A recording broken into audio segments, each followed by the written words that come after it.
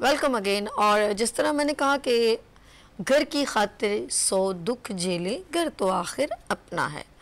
पाकिस्तान को हम अपना घर समझते हैं। ऑफ कोर्स हमारा पाकिस्तान है और हम एक आज़ाद मुमलिकत पाकिस्तान में रहते हैं, लेकिन हम ऑफ कोर्स आपने देखा होगा कि अभी हमने 76वीं यानी कि 76 ईयर हो गए पाकिस्तान को। हम इंतज़ार कर रहे हैं अभी भी पाकिस्तान इंटरनेशनल लेवल पर, इसमें कोई शक नहीं है, हमारा पाकिस्तान किसी से कम नहीं। पाकिस्तान में सब कुछ है, मोहब्बत है, प्यार है। यहाँ पर पाकिस्तान में अल्लाह पाक ने बहुत सारी नेमतों से पाकिस्तान को नवाजा है। और मैं एक बात मेरे जहन में बार बार आती है कि जब सब कुछ दिया है तो इंतज़ार किस बात का है। पाकिस्तान में इतना कुछ है कि हम दूसरे मुल्क में भी जो है एक्सपोर्ट इम्पोर्ट दोनों साथ साथ चल रहा है, चाहे वो दुश्मन मालिक हो या कोई भी हो, चाहे वो हमारे मज़हब से ताल्लुक़ रखता हो कि नहीं रखता हो, लेकिन हम पाकिस्तान में सब कुछ कर रहे हैं। हमारी पावरफुल फोर्सेस हैं, हमारे अफवाज में एक जुनून है। मैं जब राशिद मिनास का नाम लूँ तो 17 साल का बच्चा मेरे जहन में आता है। जब मैं टीपू सुल्तान का नाम लूँ तो आपकी जहन में क्या उम्र आती है। मोहम्मद बिन कासिम का नाम लूँ तो क्या उम्र आपके जहन में आती है। यानी कि पाकिस्तान में जितने भी मैंने एक एवरेज लगाई है, हर जगह पाकिस्तान का नाम सुपर्ब है, लेकिन हम तरक्की क्यों नहीं कर पा रहे, हम क्यों कशकोल लेके जा रहे हैं। अच्छा, जैसे जैसे साल गुजरते चले जा रहे हैं हम मकरूज होते चले जा रहे हैं, यानी कि आने वाली जनरेशन मकरूज हो रही है, जो अभी दुनिया में नहीं आई वो उससे डबल मकरूज हो रही है। कर्जा कौन उतारेगा? जो हुकूमत आती है देन अपॉइंटेड टू, वो कर्जा चढ़ा के चले गए और फिर वो लोग तो बहुत चिल हैं। अच्छा, दूसरे आते हैं वो कहते हैं वो कर्जा चढ़ा के चले गए, लेकिन कर्जा एक दूसरे को पॉइंटेड किया जा रहा है, लेकिन कर्जा अवाम के ऊपर बम बांध के डाला जा रहा है। वैसे हम पॉइंटेड असेंबलियों में ये कहते हैं कि इस हुकूमत की वजह से हुआ है, कभी आपने कहा कि अवाम की वजह से कर्जा हुआ है, लेकिन फिर अवाम क्यों अदा करे? गैस के बिल, बिजली के बिल, पानी के बिल आप बम बांध बांध के ना अवाम पर डाल रहे हैं। अरे उन पर डाले ना जिन्होंने कर्जा चढ़ाया है, आप अवाम पे क्यों डाल रहे हैं? जब अवाम कसूरवार नहीं है तो हमारे मुल्क में जस्टिस नहीं है, हमारे मुल्क में इंसाफ नहीं है। इसका मतलब तो ये हुआ ना, इंसाफ तो मुझे कहीं नजर ही नहीं आ रहा।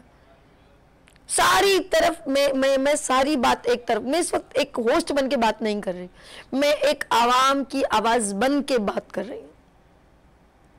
मेरे साथ आप लोग हैं ना, नंबर है 021, yes PTCL number, Venus IGTV channel, you are watching live transmission. अब आपने मुझे बताना है कि ये जो दूसरी हुकूमत कहती है उसने ये कर्जा चढ़ाया है, इसलिए हमने ये पेट्रोल की कीमत बढ़ा दी है, इसलिए हर चीज महंगी हो गई है। आपको पता है सोशल मीडिया में लोग कितनी बद्दुआएं दे रहे हैं, लेकिन उनकी बद्दुआओं का क्या होगा?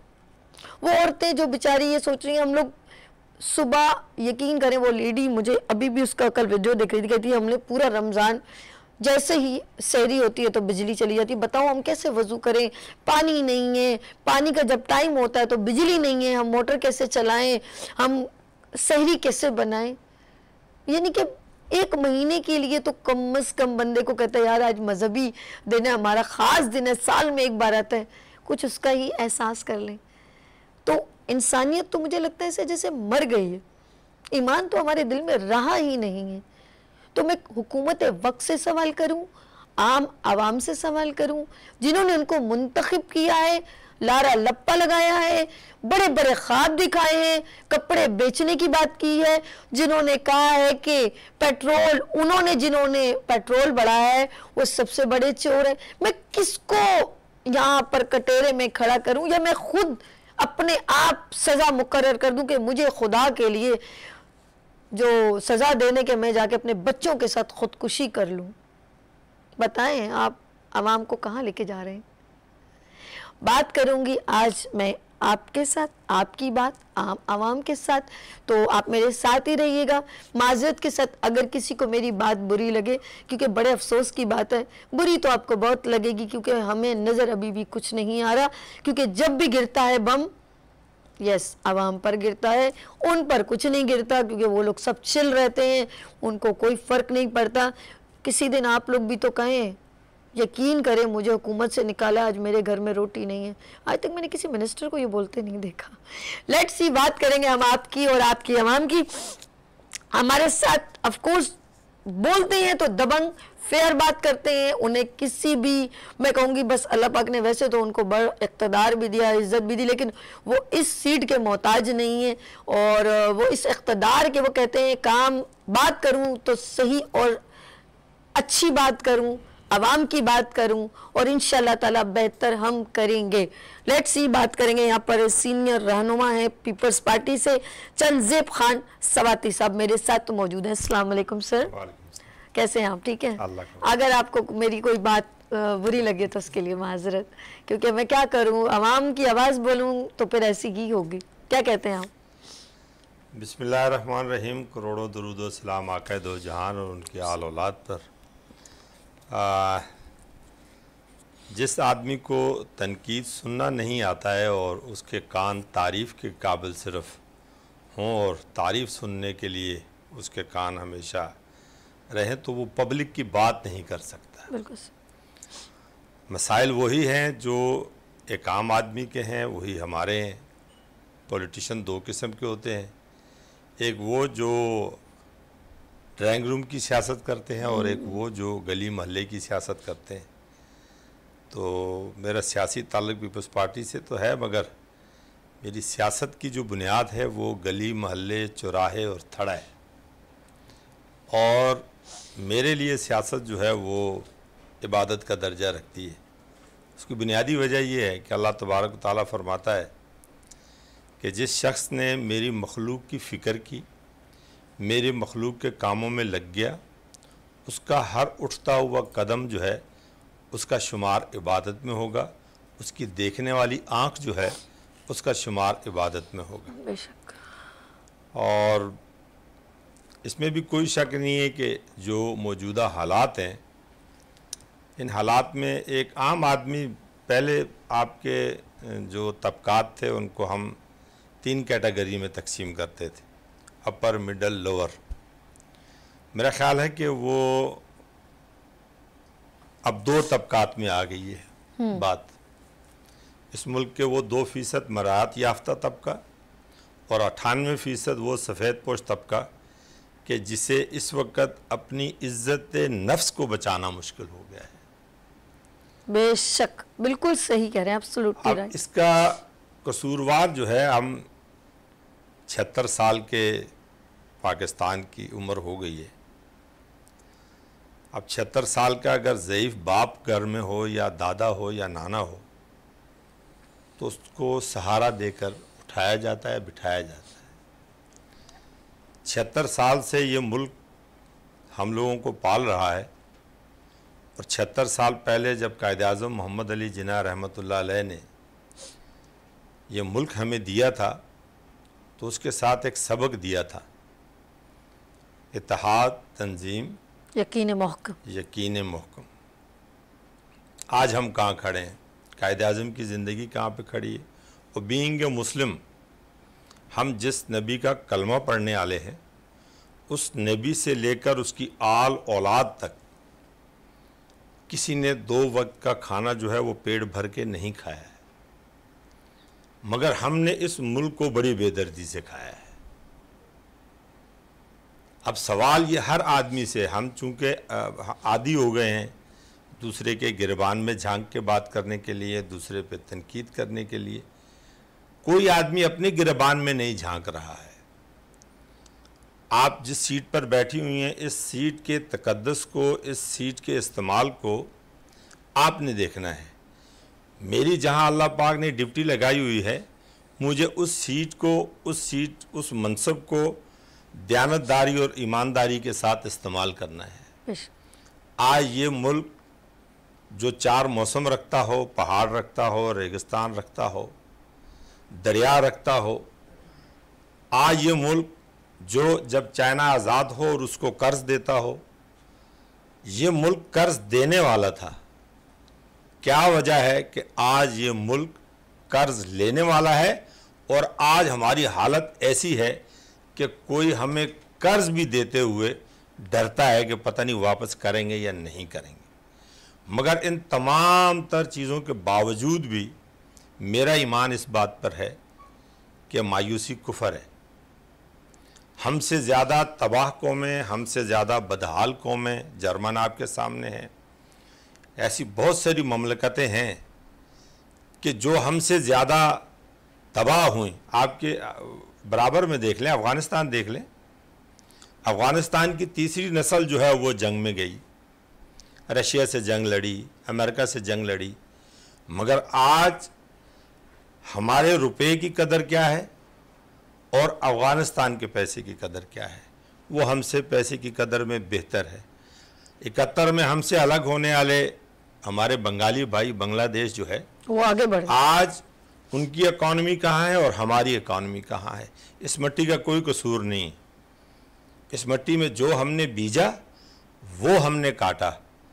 इक़्तिदार और साहिब इक़्तिदार लोग, वो लोग जो इक़्तिदार की मुंतकिली करते हैं और इक़्तिदार देते हैं, अगर हर फर्द अपने दायरा इख्तियार के अंदर रहे, अपने काम से काम रखे और अल्लाह के बाद मखलूक खुदा को इस बात की इजाज़त हो कि वो अपने हुक्मरान का फ़ैसला करे। ये कौम कभी गलत फ़ैसले नहीं करती है, इस कौम के ऊपर गलत फ़ैसले मुसल्लत किए जाते हैं और उन्हीं गलत फ़ैसलों की वजह से आज हम इस ज़बू हाली का। अच्छा, ये आपने बहुत अच्छा कहा कि कौम कभी गलत फ़ैसले नहीं करती।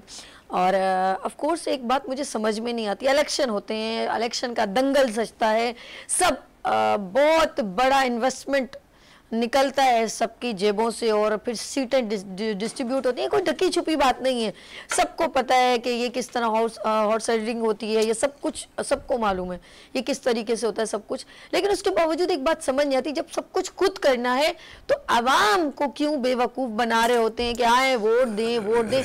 जब आपने खुद इलेक्शन और सेलेक्टेड हुकूमत को लेकर आना है, you are prepared, mentally prepared, तो आप क्यों किसी को इतना तकलीफ देते हैं कि लोग वहाँ पर क्यू में लगे और फिर वहाँ पर कोई अल्लाह ना करे कोई सुरसुरी बम फट जाए, फिर वो एक अलग किसी की ज़िंदगी का नुकसान हो जाए। तो ये सब कुछ खुद होना है।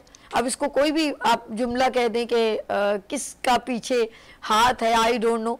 तो जब खुद कुछ करना है तो आवाम को क्यों कहते हैं आए वोट दें, वोट की अहमियत क्यों कहते हैं? देखिए ना, हम 76 सालों से हमारे यहाँ खेल क्या होता रहा है। एक लीडरशिप वो है कि जिसकी पजीराई अवाम में है, अवाम उसके पीछे है। अब उसको काउंटर करने के लिए एक गमले के अंदर पौधा लगाया जाता है, उसको पाला पोसा जाता है, मुल्क के मुफाद में नहीं। अगर तो फैसले मुल्क के मुफाद में होते तो मुल्क इस हाल में तो नहीं होता ना। बिल्कुल सही कह रहे हैं। तो जब आप एक अच्छी लीडरशिप को टारगेट करते हैं, मतलब आज भी तमाम तर इख्तलाफात के बावजूद इस मुल्क की तमाम पॉलिटिकल पार्टियाँ ले लें आप, वो इस बात पे तो मुत्तफिक हैं कि शहीद जुल्फ़िकार अली भुट्टो कायदे अवाम का कत्ल हुआ। तो कत्ल तो इस मुल्क के अदल ने किया। इस मुल्क का अदल जो है वो कब जवाबदेह होगा? बिल्कुल। इस मुल्क की ब्यूरोक्रेसी कब जवाबदेह होगी? इस मुल्क की थाना कचहरी कब जवाबदेह होगी? एक आम आदमी जो है उसका नुकसान हो जाए तो वो डर के मारे थाने नहीं जाता, बगैर रिश्वत और बगैर सिफारिश के उसकी FIR नहीं कर सकती। इसको भी छोड़ दें, इसको भी छोड़ दें। आपके किसी प्यारे की डेथ हो जाए, उसकी राहदारी बनाने के लिए भी जो है, उसकी मैयत ले जाने के लिए भी आपको पैसे देने पड़ते हैं। तो माशरा एहसास से बनता है। 47 में एक कौम थी, उसने एक मुल्क हासिल कर लिया। आज हम एक कौम नहीं है, हम एक मुंतशिर हजूम है। और मुंतशिर हजूम भी ऐसे हैं कि मज़हब की बुनियाद पे जो 2-3 दिन पहले जो वाक़या हुआ है जनावाला का, तो मज़हब की बुनियाद पे, मसलक की बुनियाद पे, ज़बान की बुनियाद पे इस कौम को इतना तकसीम कर दिया गया है कि अगर आप पाकिस्तान के झंडे की और उसकी हुर्मत की बात करें तो 100 में से 2 के कान तक वो आवाज़ जाएगी। अगर आप लिसानियत और तासुब की बात करें तो वो 100 के बजाय 102 कानों तक आवाज बिल्कुल सही कर। हमारे साथ एक कॉलर है जी यहाँ सरवर नदीम साहब, और वीनस IGTV चैनल पे प्रोग्राम करते हैं, एजेंडा के नाम से बेहतरीन एनालिस्ट हैं जी, एंकर भी हैं ऑफ कोर्स। तो हमारे साथ मौजूद हैं सरवर नदीम साहब। अस्सलाम वालेकुम। सरवर सिद्दीक, सॉरी सरवर सिद्दीक साहब, अस्सलाम वालेकुम। वालेकुम अस्सलाम जी। सभी आप कैसी हैं? ठीक है, मैं बिल्कुल ठीक ठाक हूँ। महंगाई आपने कर दी है सर, बहुत बुरी बात है जी। मेरे इख्तियार में हो तो मैं जीरो पे सारी चीजें ले आऊं और इस महंगाई को बिल्कुल जो है ना वो आवाम तक पहुंचने ना दूं। लेकिन जो हमारे इक़्तिदार वाले लोग हैं, ये तो उनको सोचना चाहिए कि महंगाई किस लेवल। अच्छा सरवर साहब, एक छोटी सी बात कहूंगी, छोटी, उसके बाद आप फिर आप इसको कंटिन्यू कीजिएगा। मैं आपसे सवाल कर रही हूँ कि देखिए बेसिकली जब भी कोई हुकूमत आती है वो दूसरे को कहती है इनकी वजह से महंगाई है, अच्छा वो जाती है वो दूसरों को कहती है इसकी वजह से महंगाई है, लेकिन महंगाई का खमियाजा जो भुगतना पड़ता है वो आवाम को। जब वो लोग एक दूसरे के जिम्मेदार है तो उनको भुगतने के बजाय बेचारी आवाम जो इसमें कंट्रीब्यूशन ही नहीं है, उसका किसी जगह पर भी नहीं है, वो क्यों भुगते? अब आप जवाब दीजिए प्लीज। जी अभी आपने कहा कि आवाम का कसूर नहीं है, मैं कहता हूं कि आवाम का 90% कसूर है, 10% इन हुक्मरानों का कसूर है। ओके अब देखें कि एक इतना अच्छा मौका है, हम क्यों ऐसे लोगों को वोट दें जो हमारे लिए अच्छी मैनेजमेंट नहीं लेके आते, जो अच्छी पॉलिसीज नहीं बनाते। ऐसे लोगों को हम क्यों इक़्तिदार में लेके आए? हम ऐसे इलेक्शन का बाइकआउट, जब जमातें सियासी जमातें इलेक्शन का बाइकआउट कर सकती हैं, अवाम क्यों नहीं कर सकती है? अवाम भी तो बाइकआउट करे ना, कि हम इन जितने भी। वाह वाह वाह सरवर साहब, कसम से दिल खुश की तई, वाह वाह जबरदस्त। आगे चलें जी, बहुत बेहतरीन।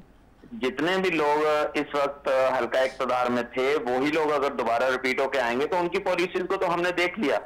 उनकी पॉलिसीज को जब हम देख चुके हैं तो फिर दोबारा क्या आजमाना? बेसिकली हुसैनियत और यजीदियत थी क्या? हुसैन ने कौन सा परचम लहराया था? किस वजह से उसने यजीद की बात नहीं की थी? हमें उसको देखना होगा कि आज के हम वक्त के यजीद को सपोर्ट कर रहे हैं या वक्त के यजीद के सामने खड़े हुए हैं। हमें उन तमाम सियासतदानों को मुस्तरद कर देना चाहिए आवाम को, कि किसी भी तरह उन हुक्मरानों को जो पहले से आजमाए हुए हैं उनको वोट नहीं देना चाहिए। हम एक बिल्कुल जो है ना जनाजे उठाने वाली कौम बन चुके हैं। आवाज कब उठाएंगे? जब तक हम आवाज नहीं उठाएंगे, जब तक अवाम आवाज नहीं उठाएगी, ये हुक्मरान तो लूटते रहेंगे। ये अशराफिया कितने खानदान है, कितने लोग हैं? ये क्या मुल्क की तकदीर बदलने के लिए सिर्फ यही लोग रह गए? तो ये सोचना होगा आवाम को भी कि हम वोट देते वक्त अपने हुक्मरान चुनते हुए अच्छे तरीके से पहले उसकी इन्वेस्टिगेशन करें, हमें पता हो कि किसके लिए हम वोट किसको दे रहे हैं। हाजी चंदेर साहब बैठे हुए हैं, माशाल्लाह से बहुत अच्छी बातें की इन्होंने, कि हमें एडमिनिस्ट्रेटिव पॉइंट ऑफ व्यू से, मैनेजमेंट पॉइंट ऑफ व्यू से उन लोगों को देखना होगा कि ये कब हमारे लिए फैसले करेंगे। हमारे हुक्मरान क्या करते हैं? पहले पॉलिसी नहीं बनाते, पहले अपने बिजनेस स्टेबल करते हैं, उसके बाद पॉलिसी बनाते हैं जो उनके लिए फेवरेबल होती है। एक चीज और ऐड कर लेना, एक और ऐड कर लें कि अपने बिजनेस के पहले वो लोगों को सुहाने ख्वाब दिखाते हैं कि आने तो दो, फिर देखो हम क्या करेंगे, फिर वो बाद में एकदम बम फाटते हैं, हाँ वो तो पिछला वाला करके चला गया। ऐसा है कि नहीं? तो पिछले वाले कौन थे? यही लोग थे। आज इस पार्टी में, कल उस पार्टी में, परसों दूसरे पार्टी में, फिर तीसरी पार्टी में। कोई नए लोग हैं तो बताएं, इनमें तो मुझे बताएं शऊर किसको है? ये अवाम को देखना होगा कि जो सियासी शऊर रखता है, जिसको पता है कि मुल्क मेरा इस वक्त किन क्राइसिस से गुजरा और उसके लिए हल क्या है। देखिए गरीब अवाम को पता है। आप मेरे जैसे बंदे को, आप जैसे बंदे को, जिस तरह से आपने अपने इंट्रो में कहा, बहुत सारी चीजें आपने बताई कि किस तरह से आपका दिल कुड़ता है, आप जो है ना वो पेन ले रही हैं अवाम का। अब मुझे ये बताएं कि पाकिस्तान के अंदर किन चीजों की कमी है? जिस तरह से चंदेल साहब ने बताया कि हमारे पास मादनी जखायर इतने सारे हैं कि हम उसको जो है ना इस्तेमाल में ला सकते हैं, तो मुझे बताएं करेगा कौन? ग्वादर से लेके बदीन तक इतनी बड़ी साहली पट्टी है आपके पास, लगाएं विंड पावर। दुनिया की कौन सी ताकत रोक सकती है? आप क्यों इंपोर्ट कर रहे हैं इतना सारा ऑयल और आप उससे महंगी बिजली पैदा कर रहे हैं?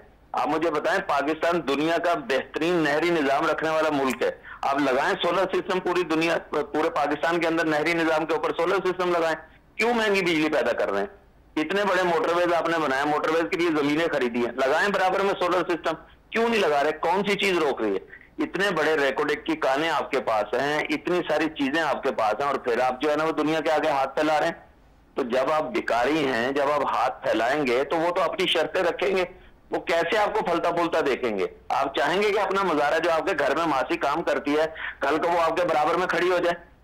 तो जब तक ये सारी चीजें नहीं होंगी, मिसमैनेजमेंट को खत्म नहीं किया जाएगा, अच्छे हुक्मरान, वो जो मुल्क के बारे में सोचेंगे वो लोग आगे नहीं आएंगे, पढ़े लिखे लोग आगे नहीं आएंगे, वो मुआशियात वाले जो लोग हैं वो आगे नहीं आएंगे, तो किस तरह से मुल्क तरक्की करेगा?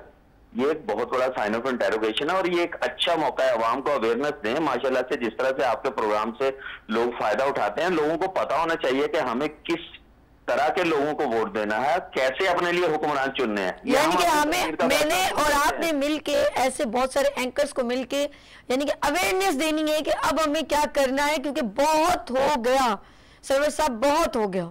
क्या कहते हैं? बिल्कुल ऐसा ही है, बिल्कुल ऐसा ही है। जब आप अवेयरनेस देंगे लोगों को तो लोगों को शऊर मिलेगा। ये शऊर नहीं है कि रियासत मदीना की बात कर दी और आपके किरदार के ऊपर कहीं से झलक भी नजर ना आए, ये बातें नहीं है। आपके किरदार, मुसलमान वो नहीं है जिसकी जुबान सिर्फ प्रचार करे, मुसलमान के किरदार से नजर आना चाहिए कि हाँ यार ये चलता फिरता मुसलमान, इसका किरदार ऐसा है। तो हमारे हुक्मरानों का भी किरदार ऐसा होना चाहिए। वो कौन से बादशाह थे, वो कौन से हुक्मरान थे? 22 लाख से जायद मुरब्बा मील के हुक्मरान जो कहते थे कि दरिया फरात के किनारे अगर एक भूखा कुत्ता भी मर जाए तो उसका भी मैं जिम्मेदार हूँ। आज के हुक्मरानों के कानों पे झूर ईकती है? क्या उनको पता है कि हमारी सल्तनत के अंदर जो लोग बस रहे हैं, क्या वो रात को खाना खा के सो रहे हैं?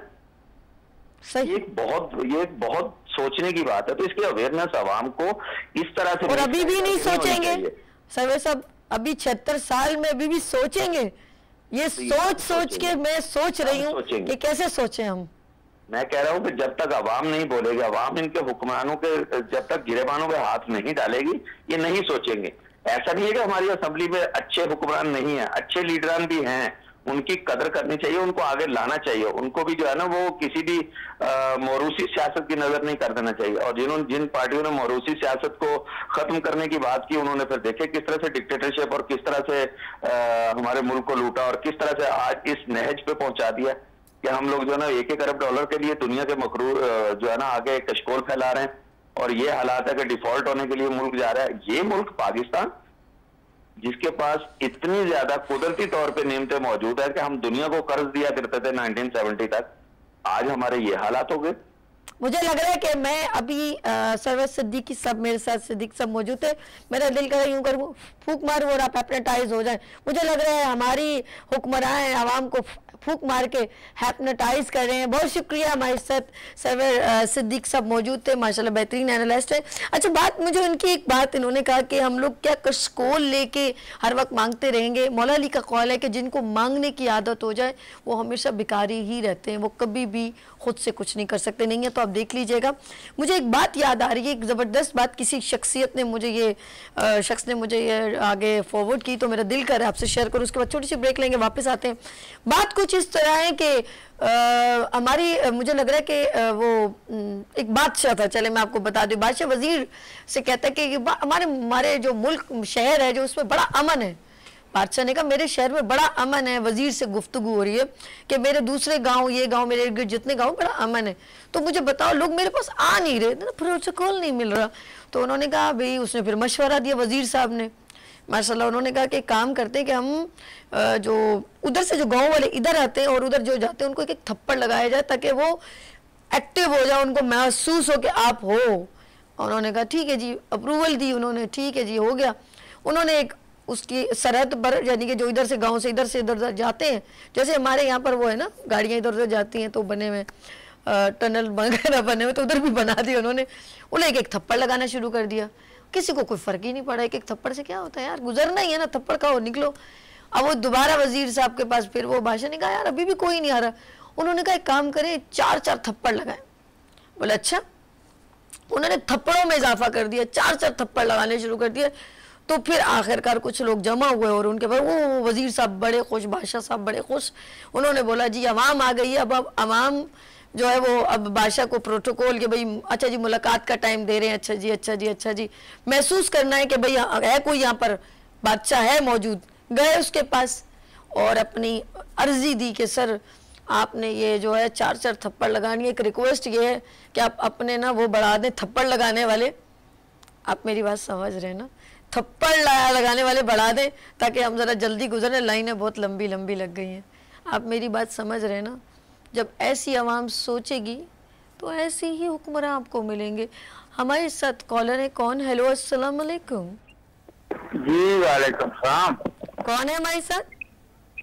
मैडम मैं गुजरात तो बोल रहा मनीर के जड़ा है होना जेडे निगरान भाई ने बहुते ज्यादा माहिर है लियाकत अली दौर तो मैं कि आज तक नया डेटा लगा है नंबर 1 यूब ते नंबर 2 भट्टो ते कुछ रुपये की 6 आने नवाज शरीफ सड़कों या बिजली कम जरदारी साहब ने अगे 5 साल लाए तो लुट के वाम नु खा गया। हेलो एक ने आटा ये नहीं मिलता चीनी ये नहीं मिलती गंडे आलू ये नहीं मिलते किधर जाए बंदा। जी मैं सुन रही हूँ मेरे भाई, आप बात कीजिए, मैं सुन रही हूँ, आप आपकी लाइन नहीं काटी गई, आप बात कीजिए। अच्छा हाँ बात करिए। निगरान वजीर पेट्रोल इन्होंने ना कर रहा कि जेड़ा आमदा लुटेरा बाद तो वादी आमदा इन्हों पता नहीं राम कितों पचे है कितने खाते ने किधर जाते ने कारखाने मिला इन्हों बनाई ने तो गरीब आदमी एक दिहाड़ी लाता सड़कों की सड़क बनदियां ने साडे टैक्स आवाम गरीबा लोगों ने बिलों में इन्होंने पैसे इन्होंने बिल किधर बंदा जाए ते बोर्ड अपने लाते ने उत्थे फोटो अपनिया लाते ने बिल्कुल मैं नदीम साहब आपकी बात सुन रही हूँ और वाकई में आम आवाम की जो तकलीफ है उसमें इजाफा होता चला जा रहा है। मैडम यकीन करो कि पकाने वास्ते हांडी शामी पैसे नहीं बचते खुदा की कसम किधर जाए बंदा 1000 रुपया दिहाड़ी मजदूरी जो भी अगले ने जी 800 से 900 दिहाड़ी लानी है तो ला नहीं लानी की चल रहा है किधर बंदा जाए जेड़ा भी आंदा चोर ते चोरी आंदा है लुटेरे डाकू सब खा के बेड़ा गर्क। मैं मकान बनाया प्लस्तर नहीं करवाया फर्श नहीं पवाया इमरान खान आया चोर सब तो बड़ा डाकू लुट के अपनी जेबा भरते ने किसी भी ख्याल नहीं किया कि गरीब आदमी ने इन्हें आमदे 200-250 की गुत्थी है इन्हें आमदे 1000-1200 की कर दी बजरी जी है 6-7 हज़ार तो ट्राली आमदी ही इन्हें जनाब 20-25 हज़ार की कर दी रेट 600-700 तो ली थी इन्हें जनाब 15-16 हम दो तू उत्ते देंगे ने अगले किधर बना जाए के मुनीर भाई लुट लुट के खावे ने सारे सब चोर ने डाकू ने जिन्ने भी आए ने। बहुत शुक्रिया मेरे भाई, मैं आपकी सिर्फ आवाज़ यहाँ तक पहुँचा सकती हूँ, मैं बड़ी बेबस हूँ यहाँ पर और ब्रेक लूँगी।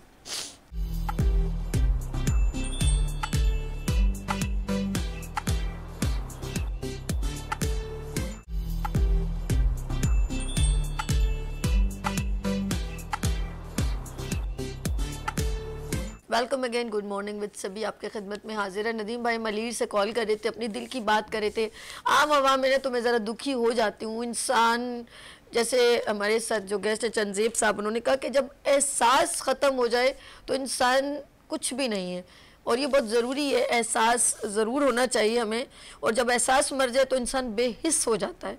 हमें बेहिस नहीं होना, आवाज़ बनना है और हिम्मत करनी है। बेशक हम कहते हैं हर हाल में अल्लाह का शुक्र करें, लेकिन जुल्म नहीं सह सकते। कहते हैं ना जुल्म का निज़ाम, और कुछ इस तरह मेरे जहन से बात निकल गई है, मौला अली का कॉल है, तो वो बर्दाश्त नहीं होगा। तो जुल्म का कानून हम नहीं बर्दाश्त कर पाएंगे। तो इतना आप हम पर ना, क्योंकि कोई किस कम हो तो हम एडजस्ट कर जाए। जैसे एक पता है ना, किसी का वालिद फौत हो जाए तो उसको सब्र आ जाता है कि हाँ दुनिया से चला गया, अब हमें बर्दाश्त करना है इन बच्चों को।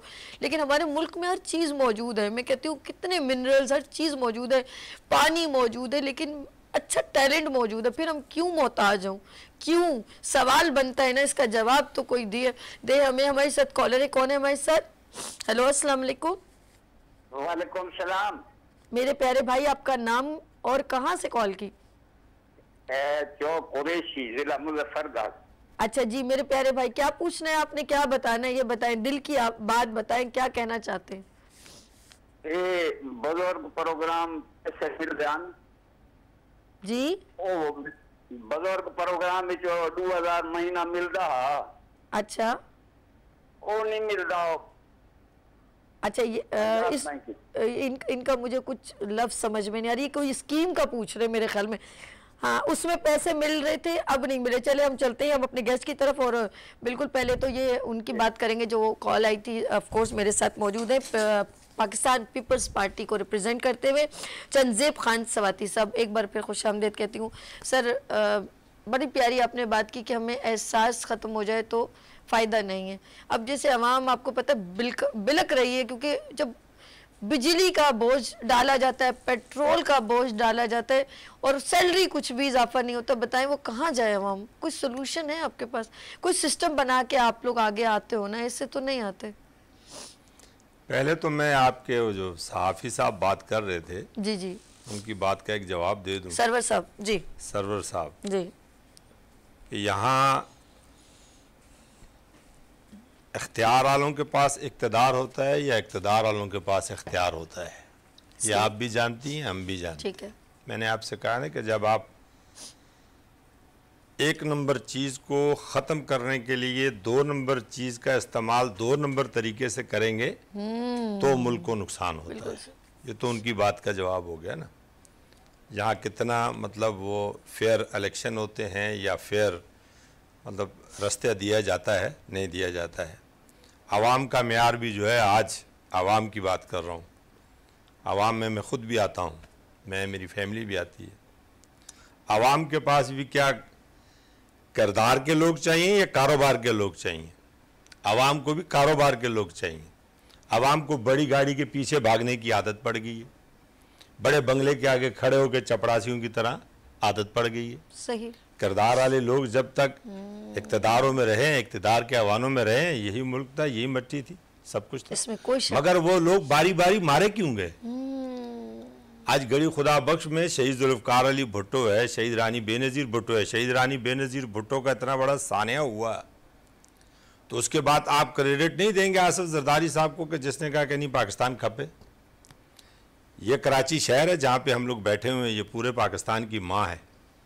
यहाँ पे हर मज़हब, हर मसलक, हर रंगो नस्ल का शहरी आबाद है। तो जिसका जो क्रेडिट होता है, मतलब हम नहीं चाहते कि हम किसी के साथ तसादम में जाएं जिससे इस मुल्क का मज़ीद नुकसान हो, मगर हम ये चाहते ज़रूर हैं कि इस मुल्क के अंदर एक इंसाफ पे मबनी माशरा हो। जिस तरह वो मेरे बुज़ुर्ग हैं ना, तो उन्होंने कहा जी अयूब खान का दौर अच्छा था, भट्टो का दौर अच्छा था। मेरे भाई पहले तो ये तय कर लें कि इस मुल्क के ऊपर इक़्तिदार का इख्तियार आवाम का है या किसी इदारे का है। कौन सा ऐसा मुल्क है मुझे बता दें। आपसे अलग होने वाला बांग्लादेश 71 में, वहाँ जनरल इरशाद ने एक मार्शल लगाया था, उसके बाद आज तक कोई मार्शल वहाँ लगाए? हिंदुस्तान में कोई मार्शल लगाए? नहीं नहीं। जिसका जो काम है वो अपना काम करे, ये अवाम पर फैसले छोड़ दे। और अवाम के पास सबसे पतली गर्दन जो होती है ना, वो सियासतदान की होती है। वो सियासतदान तो 5 साल के बाद आपके हाथ चढ़ जाता है। अगर मैंने 5 साल आप अपने हल्के का काम नहीं किया है तो मुझे उठा के बाहर फेंक दो। उनके पास चॉइस है। वो जो 13-13, 14-14 साल के लिए आ जाते हैं, उनके सामने कितना बात करते हैं आप? यहाँ हक की बात करके तो आप घर नहीं जा सकते, हक की बात करके आप घर में रह नहीं सकते। बिल्कुल सही कहा, बिल्कुल सही। तो बातें तो ये भी हकीकत पे मबनी है ना। कितना एक सच हम बोलते हैं। वो कहते हैं कि मन का घाव भर जाता है लेकिन इंसान मर जाता है। सच कहना बहुत मुश्किल है, सच कहने से सर जाता है। बिल्कुल। यहाँ हर आदमी को तो अपने सर की फिक्र पड़ी हुई है। बिल्कुल ऐसे। महंगाई है किसके लिए नहीं है? सबके लिए है। मगर महंगाई क्यों है? सवाल यह है कि उसको खत्म कैसे किया जाए। उस 2% मरात याफ्ता तबका जो इस मुल्क को लूट कर बन गया है, आज इस मुल्क को उस मरात याफ्ता तबके की आने वाली नस्लों ने भी अगर मुल्क में रहना है तो उसको कुर्बानी देनी पड़ेगी। 98% पिसा हुआ एक दिहाड़ीदार आदमी, एक मजदूर आदमी, एक तरखान आदमी, एक मोची आदमी, एक नाई आदमी जो है वो किस बात की कुर्बानी दे? उसने ये अरबों डॉलर कर्जा लेके थोड़ी खाया। जिन्होंने खाया, जिसके पेट में जितना है वो सबको पता है। बिल्कुल सही। मगर वो सियासतदान का पेट जो है ना वो सबको नजर आता है। मगर उससे जो बड़े पेट हैं, उन बड़ों की ना कोई बात कर सकता है और ना बात करके घर जा सकता है। ये सबको पता है। बिल्कुल सही। हमारे साथ मौजूद है पीर साहब अली भाई, KECHS से रहनुमा पीपल्स पार्टी। अस्सलाम वालेकुम अली भाई। वालेकुम सलाम। भाई ये महंगाई का जिन बाहर आ गया है, अब क्या करना है अली भाई, ये बताइए। ये तो बहुत बड़ा मसला हो गया है। अभी देखें पेट्रोल भी बढ़ गया और ये बोतल के जिन, जो आपने सही बोला, बोतल के जिन नहीं है, ये तो जिन भूत परी सभी आ गए बाहर, बहुत मुश्किल हो गया है। You are represent of peoples party, तो कोई ना कोई आप लोगों की पार्टी ने कुछ फेडरल हुकूमत के साथ, तो माशाल्लाह निगरान हुकूमत आ गई, तो कुछ जाते जाते जिस हुकूमत ने बम बड़े बड़े गिराए बारूद, आप क्या कहते हैं कि आप इस चीज को एडमिट करते हैं या आपको डिनाई करते, थोड़ा ये तो पता चले मुझे। नहीं, बिलावल साहब तो गए थे, अभी देखे पूरे हर जगह घूम फिर के आए वो, और वो यही बात करके आए कि अब करना क्या है। असल में यही खेलना है, चोर चोर खेलना है या फिर इस मसले का हल करना है। वो इसी तरह से हर तरफ मीटिंग करके आए कि अब करना क्या है। अच्छा, ये बड़ा पिंच वाला सवाल है। सॉरी टू से अली भाई, आप कह रहे हैं अभी उन्होंने कहा है कि पूछा है कि अभी करना क्या है, लेकिन पीडीएम तो is a unity of the platform, एक पीडीएम है, तो विदाउट एनी आपस में मशवरे के बिना ही ये डिसीजन ले लिया था क्या? ऐसा हुआ है? डिसीजन सबको बिठा के लिया है ना। देखें, या तो ये बोल रहे हैं कि या तो हम ये खेलते रहे चोर चोर। अभी उन्होंने बोला था ना कि हमें फिर जो है मरियम को और मुझे भी जेल में जाना पड़ेगा। ये फैसिलिटी तो बहुत बड़ी है, इनको अभी अवेल करनी पड़ेगी। असल में ये हमें, जैसे हमने पाकिस्तान की टीम को भेजा है, अभी इंडिया भेज रहे हैं क्रिकेट के लिए, इसी तरह हमें बोल्ड स्टेप लेना पड़ेगा। इंडिया से भी अपना ताल्लुकात अच्छे करने पड़ेंगे, वहाँ से सवारती भी और तजारती भी, ये डोर जो हमें खोलना पड़ेगा। हमने रशिया को खटका के देख लिया, खटका के क्या मिला आपको? वहां से खारिज का तेल ही मिल गया ना। हाँ, अच्छा, नहीं, मैंने देखा बिलावल साहब नाराज हुए इस बारे में, और उनको ये बात अच्छी नहीं लगी कि पेट्रोल की कीमत इतनी बढ़ गई, वो इस चीज पर अगेंस्ट में है। उनको मैंने उनके वीडियोस नाराजगी देखें, बात तो नाराजगी से कुछ नहीं होगा। जैसे मरियम ने बोला था ना कि मुझे आंसू निकल आते हैं।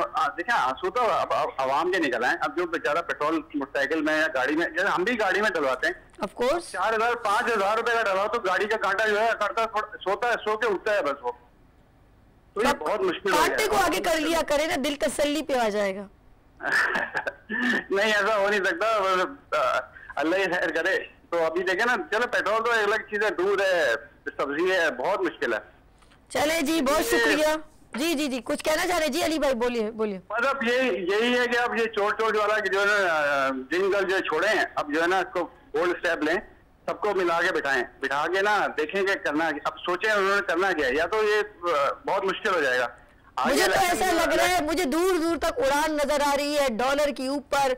मुझे लग रहा है जब नई हुकूमत आएगी तो 300 पे लगाएगी ठप्पा, और ऐसा लग रहा है। सबसे बढ़कर बात ये होगी कि इन सबको सोचना पड़ेगा जी, हम सबको सोचना पड़ेगा कि ये पाकिस्तान के अवाम और पाकिस्तान के जो लीडर हैं, इनको गंदा कौन कर रहा है? इतनी महंगाई हो कैसे रही है? ये यहाँ पे ये अवाम को, लीडरों को गंदा करके कौन आना चाह रहा है? ये भी बड़ा सही सवाल है ना यार। अली भाई, एक बात सुनिए, जो महंगाई की बात आप कर रहे हैं, और जब भी होता है ऑफ कोर्स महंगाई, जो कर्जा है हमारे मुल्क पर इतना ज्यादा जो सूद की सूरत में है, आप देखें कि वो बेसिकली भुगत तो आवाम ही रही है ना। आप टैक्स की सूरत में उनके ऊपर, इलेक्ट्रिसिटी का बिल की सूरत में, या किसी भी सूरत में उनको दंड लगा रहे हैं, तो आवाम ही पिस रही है। जबकि डिसीजन पावर तो आवाम नहीं है, जस्ट ओनली यूज फॉर थम, यानी कि वोट वगैरह के अलावा तो आवाम किसी काम में है ही नहीं ना। देखा जाए तो किसी भी पार्टी के किसी काम की नहीं है, उनके लिए कुछ बेहतर है ही नहीं। तो मैं बोल रहा हूँ कि ये ऐसा रूल हो कैसा रहा है कि अब आपके जो लीडर हैं इनको गंदा करा जा रहा है, आपकी गैस खत्म की जा रही है, पेट्रोल खत्म किया जा रहा है, सब कुछ तो खत्म कर दिया। अब यही तो इन सबने सोचना है कि हमें कौन गंदा कर रहा है। यहाँ तक तो अब तो ये कि अब देखें, अब बड़ी सरकार को भी गंदा, उनसे ही बात आ जाती है। तो इस तरह पाकिस्तान का नाम गंदा हो रहा है ना, कि पाकिस्तान में तो बांग्लादेश आगे चला गया, अफगानिस्तान लोग अफगानिस्तान की हमें मिसालें दे रहे हैं, अफगानिस्तान तुमसे आगे जा रहा है। बिल्कुल सही कह रहे हैं। बहुत शुक्रिया अली भाई, बहुत शुक्रिया। पीर साहब अली भाई हमारे साथ मौजूद हैं, जो उन्होंने कहा कि हमारे मुल्क को गंदा कौन कर रहा है। तो ऑफ कोर्स आप जरा निजी चैनल जरा अपने बराबर वाले हिंदुस्तान से उठा के देखें, तो वो इतनी बड़ी बड़ी आवाज़ों से हमें पॉइंटेड कर रहे होते हैं हर सूरत में कि आप लोग ऐसे हो, बस मांगते रहते हो, आपकी तो रुपए की कीमत नहीं है।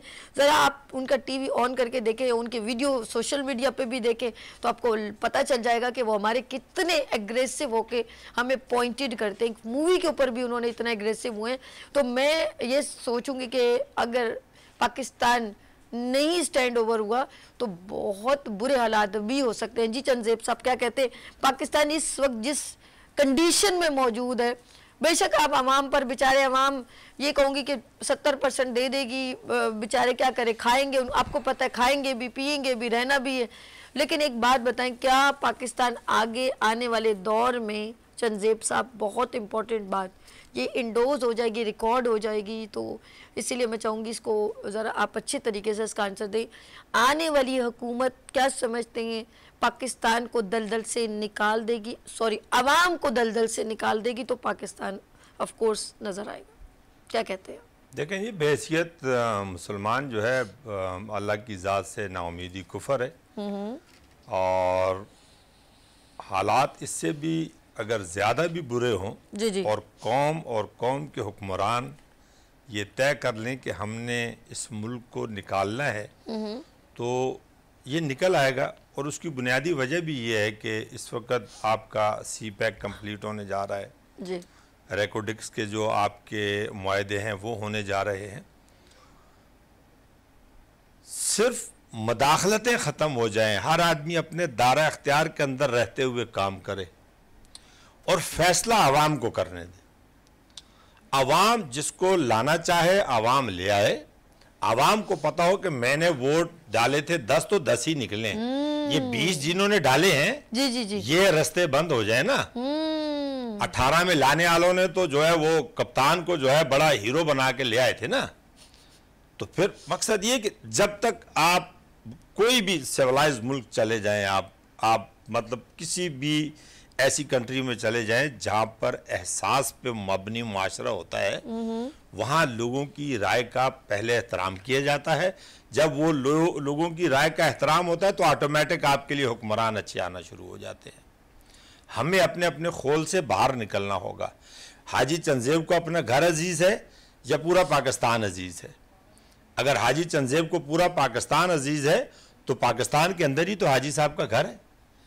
अगर हम ये चाहते हैं कि मुल्क बेहतर सिमत की तरफ जाए, फ्री एंड फेयर इलेक्शन हो, नो इंटरप्शन हो, बिल्कुल बिल्कुल फेयर हो, बिल्कुल ये जो हैरेसमेंट होती है ना, ये बंदा खौफजदा हो जाता है। जो फैसला आवाम करे, आवाम की राय के पीछे आप 10 साल चल के देख लें, अगर ये मुल्क इस्लामी ममालिक 57 इस्लामी ममालिक हैं, उन 57 इस्लामी ममालिकों की सरबराही करने वाला ये मुल्क होगा। जिस तरह शहीद जुल्फकार अली भट्टो के दौर में उम्मत मुस्लिमा खाना खुदा में और शालामार बाग में बैठकर अपने फैसले करती थी, एक वक्त आएगा कि पाकिस्तान जो है उम्मत मुस्लिमा का वो वाहिद मुल्क होगा कि जो उम्मत मुस्लिमा के फैसले करेगा। आप एटमी कुव्वत हैं, आपके पास दुनिया की बेहतरीन फौज है, आपके पास दुनिया के बेहतरीन माइंड है, दिमाग है। देखें ये 5-6 सालों में आपका जो क्रिएटिव माइंड बच्चा था वो सब बाहर चला गया है। बिल्कुल सही, बिल्कुल। लोग बाहर जा रहे हैं, ये बेरोजगारी है जिसकी वजह से डकैतियां, ये बेरोजगारी। एक पढ़ा लिखा बच्चा है, माँ बाप ने सारी जिंदगी उसके ऊपर अपनी इन्वेस्टमेंट कर दी है, बेटी है बेटा है, जॉब के लिए जाता है, जॉब नहीं मिलती, प्राइवेट जॉब मिलती है 20,000-25,000 रुपए की। 20-25 हजार रुपए में एक आदमी का गुजारा कैसे हो? नहीं हो। हमारे साथ हैदराबाद से रफीक साहब मौजूद है। हेलो, अस्सलाम वालेकुम। मैडम कैसे हैं मेरे भाई? ठीक है, अल्लाह का शुक्र है बहन। मैं थोड़ी बात करना चाहता हूँ। ये प्रोग्राम भाई साहब बता रहे हैं बहुत अच्छा है, बहुत जबरदस्त है। तो ये हमारे से अभी गुजारिश है कि हम भी बच्चों के बारे में थोड़ी बातें कर सकते हैं तुम्हारे से। हाँ हाँ कीजिए मेरे भाई, आप ही का प्रोग्राम है गुड मॉर्निंग विद सभी, बोलिए, हुक्म कीजिए। ओके, मेहरबानी, बड़ी मेहरबानी मैडम। बच्चों के बारे में हम आपका प्रोग्राम देख रहे हैं कि बच्चों को ये भी आप बयान करो कि गरीब और अमीर एक जैसे हुए। ठीक है। हमारे जो इधर के वडेरे हैं, वडेरों को जॉब सही मिलती है, वडेरों को सीट सही मिलती है, गरीबों का भी इतना हक है। ऐसा करो, कोई ऐसा प्रोग्राम बनाओ, ऐसा हुकूमत में करो कि गरीब का भी इतना हक है जितना वडेरों के और चलिए मुर्तों के और हाफिजों के हैं। बिल्कुल सही। हमारे बाप दादे जो होते ना, बड़े बुजुर्ग, सब इन्हों को वोट दे के भुट्टो कर करके सारे मर गए। हमारे को आज तक भुट्टे हुकूमत में कुछ भी नहीं मिला, 1 रुपया भी नहीं मिला है ना। अच्छा, क्योंकि वोट भी अभी भी हुकूमत जो है ना हमारी इधर है सिंध में जो है ना इनकी है, भुट्टो हुकूमत है। अच्छा, आप लोगों को आगे, यानी कि आप कहते हैं कि तालीम हर चीज बराबर होनी चाहिए, जी जी, तो भाई साहब को हम देख रहे हैं, बहुत अच्छा प्रोग्राम कर रहा है। अच्छा पहले ये बताएं रफीक साहब, आपके इलाके में स्कूल है? स्कूल है, जबकि इंटर पास करके बैठे हैं बच्चे, हर चीज है हमारे पास, सब कुछ बना हुआ है, फिर भी हम लोग जो है ना थोड़ा परेशान है, क्योंकि हम आगे जाके हम ये डर रहे हैं कि हमारे बच्चों को एडमिशन मिलेगी यूनिवर्सिटियों में या नहीं मिलेगी।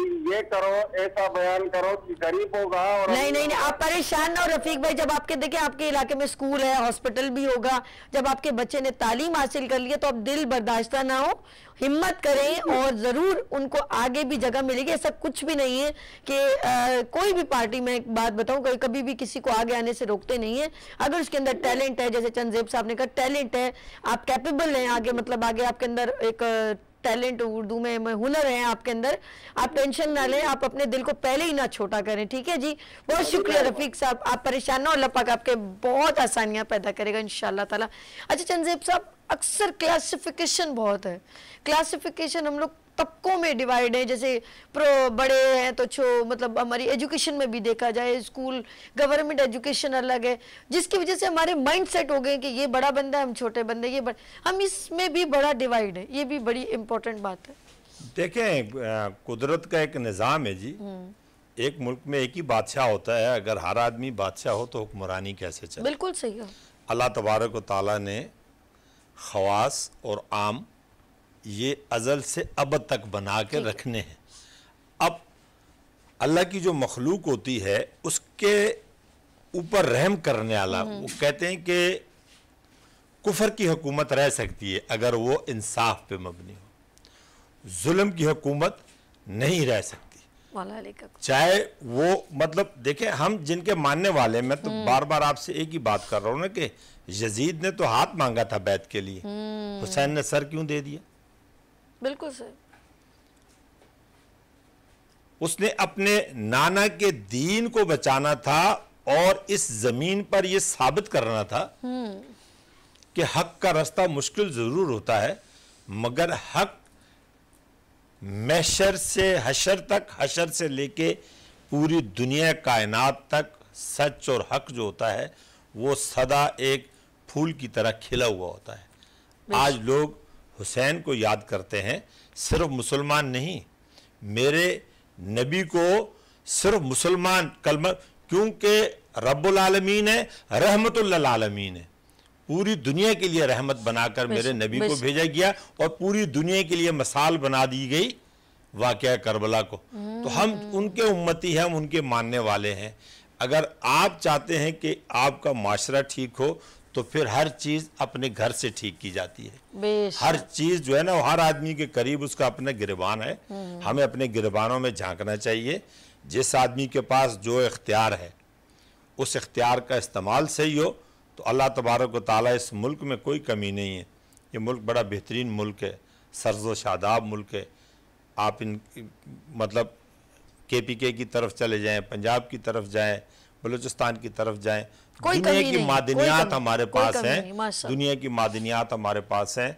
हमें फैसलों का इख्तियार होना चाहिए। हमारे पास अगर इक़्तिदार है तो उस इक़्तिदार अगर आवाम ने दिया हुआ है तो फिर हमें उन फैसलों का इख्तियार भी होना चाहिए। जो साहिब इक़्तिदार लोग होते हैं और जो साहिब इख्तियार लोग होते हैं, साहिब इख्तियार लोगों को इक़्तिदार उनको मुंतकिल करना चाहिए जिनको अवाम चाहती है। यानी कि मुझे ऐसा लग रहा है जैसे इक़्तिदार तो दिया जाता है, लेकिन वो शेर याद आ रहा है, एक ठोकरें मार कर महफिल से उठाते हैं वो हमें, और एक पाँव से दामन भी दबा रखा है। यानी कि सब कुछ तो दे दिया, चंदेब साहब हंस रहे, तो वो फिर लेकिन पीछे कठपुतली हुकूमत कोई और होती है, चलाने वाली कोई होती है, फ्रंट पे चेहरा कोई और रहता है, अंदर की बात हम खमियाजा भी भुगत रहे हैं। और कौन भुगतता? आप लोग थोड़ी आवाम भुगत रही होती है। आप मैंने आपसे कहा है ना कि मेरे बच्चे मजदूर हैं, मेरे बच्चे अपनी मजदूरी करते हैं, वो अच्छी तालीम उन्होंने हासिल कर ली है।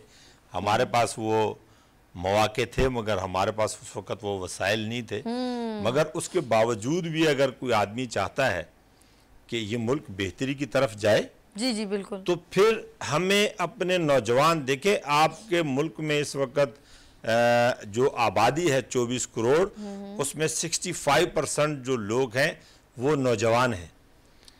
नौजवान की तरबियत घर में भी नहीं रही, नौजवान की तरबियत स्कूल में भी नहीं रही, उस्ताद शागिर्द का रिश्ता ख़त्म हो गया, बाप बेटे का रिश्ता ख़त्म हो गया, एक नफसा नफसी का आलम है। हर आदमी सुबह से शाम तक जो है, ये हम कहते हैं क्राइम बढ़ गया। क्राइम मतलब जो आदमी क्राइम करने जाता है, अब तो संजय साहब इतनी वो हो गई है, कॉन्फिडेंस हो गया है, पिज्जा हट हो या कोई भी मैं वही आपसे बात कर रहा हूं, चोरियां हो रही हैं। क्या एक तो वो जो आदमी लूटने जा रहा है उसको नहीं पता है कि मैं पकड़ा गया मारा जाऊंगा। बिल्कुल सही का, बिल्कुल सही। नहीं वाकई में। तो जब आप माशरे को इंसाफ पे मबनी तकसीम करेंगे, मैं यहाँ मौला अली का एक वाक़या है, वो मैं आपकी जो है वो सामीन की लिए, इक़्तिदार क्या चीज़ होती है।